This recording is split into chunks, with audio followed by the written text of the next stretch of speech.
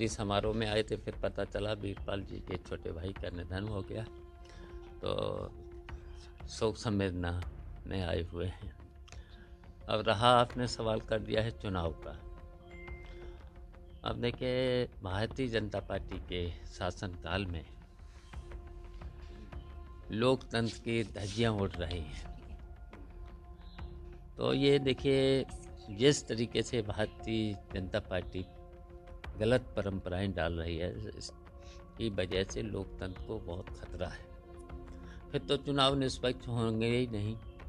और देखिए, इस भारतीय जनता पार्टी के लोगों ने शासन प्रशासन के द्वारा, पुलिस के द्वारा आधार कार्ड पहले ही छीन लिए गए, फिर उसके बाद बूथों पर कब्जा किया है, कब्जा करके वोट डलवाए हैं।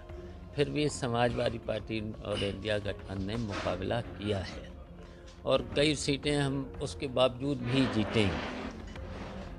अब टक्कर तो हर जगह है, लेकिन हम लोग समाजवादी पार्टी के लोग 5-6 सीटों पर जरूर जीतेंगे। इसके बावजूद क्या लग रहा है, जिस तरह से कल वोट डालने से रोका गया, जो अधिकार होता है हर व्यक्ति का, उसमें देखिए, जनता का जो अधिकार छीना गया है, मैंने कहा ये परंपराएं लोकतंत्र के लिए ठीक नहीं हैं, बेईमानी से। अच्छा, इससे कोई भारतीय जनता पार्टी की सरकार अगर मान ले हार भी जाती, जैसा माहौल है उत्तर प्रदेश में भारतीय जनता पार्टी के खिलाफ, तो सरकार तो उनकी गिर नहीं जाती। बहुमत था, फिर भी उन्हें देखना चाहिए था, समझाना चाहिए था कि जनता तो उनके लिए अच्छा ही था जब भी चुनाव आने के लिए। तो अगर ये देख लेते तो हो सकता था ठीक काम करने लगते, क्योंकि भारतीय जनता पार्टी से पूरे देश की जनता इस समय खिलाफ हो चुकी है। क्यों? इन्होंने केवल झूठ बोला है, और झूठ बोल करके कोई विकास का काम और जो भी घोषणाएं करते थे आज तक एक पूरी नहीं हुई है। आप देख रहे हो कि इन्हें 8 साल उत्तर प्रदेश की सरकार को हो गया है, सड़कों के गड्ढे नहीं भरे गए, और हम लोगों के समय की सड़कें थीं, आज भी उस पर गड्ढे नहीं हैं। देख लिए नैनीताल रोड, ये हमारे समय में बनी थी, मैं नहीं बनवाई थी।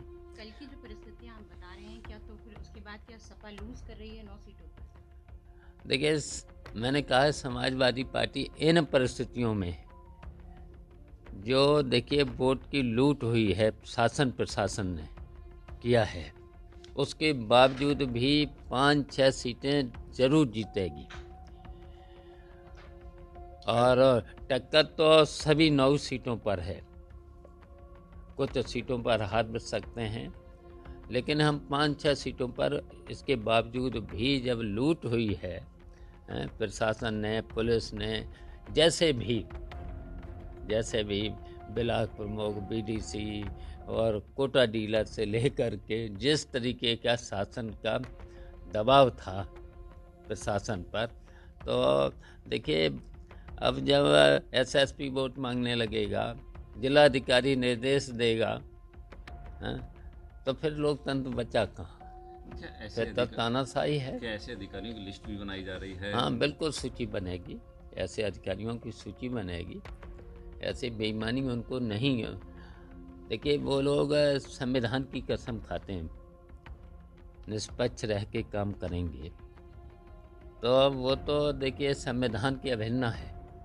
बाबा साहब ने जो संविधान बना के दिया है लोकतंत्र में, लोकतंत्र की मजबूती के लिए निष्पक्ष, तो अगर निष्पक्ष नहीं रहते हैं अधिकारी लोग, तो उनके खिलाफ फिर तो आयोग को भी कार्रवाई करना चाहिए। आयोग नहीं करता है तो फिर देखिए, फिर न्यायपालिका है, न्यायपालिका भी अगर न्याय नहीं दे पाती है, फिर तो जनता ही न्याय देगी।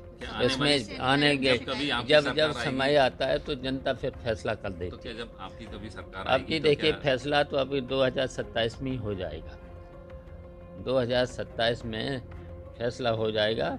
समाजवादी पार्टी उत्तर प्रदेश से भारतीय जनता पार्टी को हरा के भेजेगी। नहीं, क्या ऐसे अधिकारियों को जो भाजपा का कहना है कि वो अयोध्या का बदला जो है करल सीट से लेंगे। जी, का कहना है कि अच्छा आ जाएगा, अब देर नहीं, अब तो 23 तारीख को रिजल्ट आ जाएगा, रिजल्ट आ जाएगा। अब काहे को, अब तो एक दिन बीच में है। सपा काफी आगे निकल रही होती है, जैसे इंडिया गठबंधन की बात कर लें या फिर 2017 की बात कर लें, हर चुनाव में लगता है कि सपा अब आ रही है, लेकिन लास्ट मोमेंट पे ऐसा क्या हो जाता है आपकी पार्टी में जो आप हमेशा लूज करते हैं? देखिए ऐसा तो कहीं नहीं होता है, जो आपने सवाल किया है ऐसा नहीं होता है। हम लोगों ने देखिए घोसी का चुनाव जीता था, हमने मैनपुरी का जीता था चुनाव, तो और देखिए फिर उसके बावजूद भी बेईमानी के साथ साथ हम लोगों ने 2022 का चुनाव तब भी जीता था। तो ऐसा तो नहीं है, लेकिन अब की बार इन्होंने देखिए झूठ बोल बोल करके जनता को गुमराह किया था। अब इनकी पोल खुल चुकी है, महंगाई, बेरोजगारी, भ्रष्टाचार रोक नहीं पा रहे खुलेआम। और देखिए भारतीय जनता पार्टी के समय में अधिकारियों पर उनका कोई कंट्रोल नहीं, पूरा का पूरा इन्हें नौकरशाही के हवाले कर दिया है। किसी भी कार्यालय में, तहसीलों से लेकर के थानों से लेकर के कोई सरकारी कार्यालय में खुलेआम रिश्वत चल रही है। और शायद भारतीय जनता पार्टी का जो बोल रहे हैं, कोई भी मंत्री ईमानदार नहीं है। अच्छा, गोरखपुर में